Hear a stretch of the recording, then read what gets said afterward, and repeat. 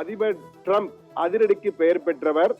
அவர் மீண்டும் ஒரு அதிரடியாக நேற்று பரஸ்பர வரி என்ற வகையிலே ரெசிப்ரோக்கல் டாரிஃப் என்ற வகையில் பரஸ்பர வரியை, அதாவது அமெரிக்காவிற்கு ஏற்றுமதி செய்கின்ற அனைத்து நாடுகளுக்கும் இறக்குமதி வரி என்ற பெயரிலே பரஸ்பர வரியாக பல்வேறு கட்டணங்களை அறிவித்திருக்கிறார், விகிதங்களை அறிவித்திருக்கிறார்.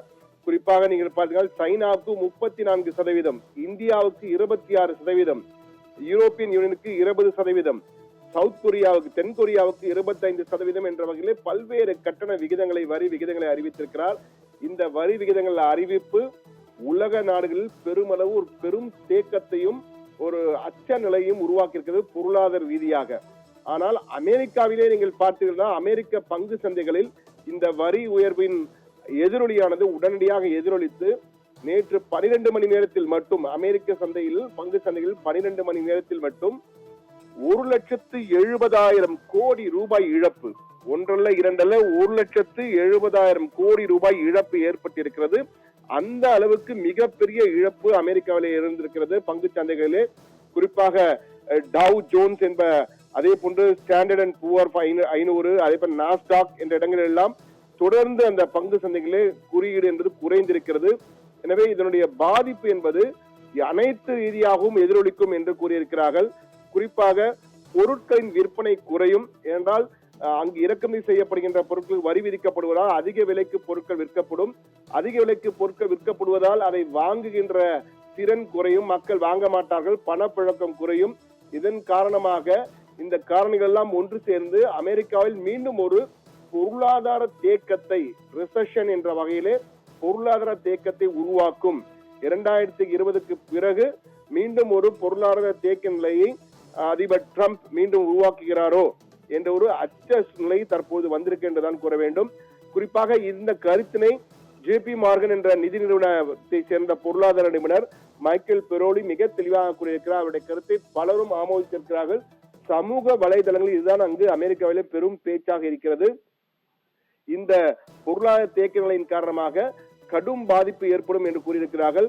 குறிப்பாக நீங்கள் பார்த்துக்கொண்டால் Apple, Tesla, Microsoft, Alphabet, Amazon.com, Meta platforms போன்ற பல்வேறு மிகப்பெரிய நிறுவனங்கள் எல்லாம் தொடர் பாதிப்பு ஏற்பட்டிருக்கிறது. அது மட்டுமல்ல, ரீட்டைலர்ஸ், தொழில்நுட்ப நிறுவனங்கள், விமான நிறுவனங்கள், வங்கிகள் எல்லாம் தங்களுடைய பங்குகளிலே மிக சரிவான நிலையை சந்தித்திருக்கிறேன் என்பதுதான் தற்போது பலருடைய கவனத்தையும் ஈர்த்திருக்கிறது. இந்த கவனம் மேலும் தொடர்ந்து சரிவடையும் என்பதால் அவர்கள் அச்சமடைய தொடங்கியிருக்கிறார்கள் தற்போது என்பதுதான் தற்போது அங்கிருந்து வருகின்ற தகவல். நீங்கள் பொதுவாக அந்த நிறுவனங்கள் சிலத்தின் பெயர்களை சொல்கிறேன்.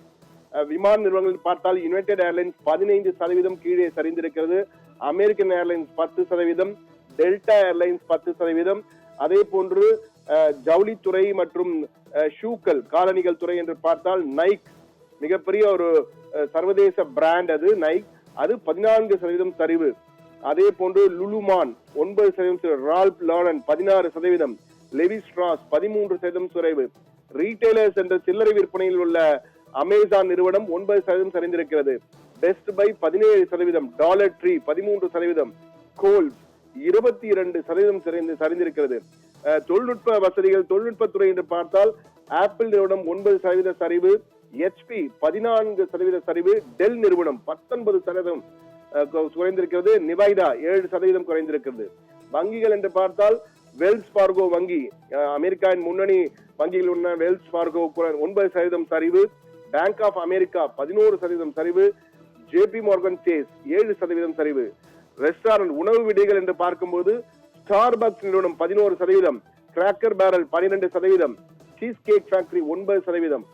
ஆட்டோ மேக்கர்ஸ் என்று பார்த்தால் General Motors 4%, Ford 6%, Tesla 5%, Stellantis 9% என பெரிய பெரிய நிறுவனங்கள் அனைத்துமே தொடர் சரிவை பங்கு சந்தையில் சந்தித்ததால் தான் 180 லட்சம் கோடி ரூபாய் இழப்பு அந்த 12 மணி நேரத்தில் இன்று ஏற்பட்டிருக்கிறது.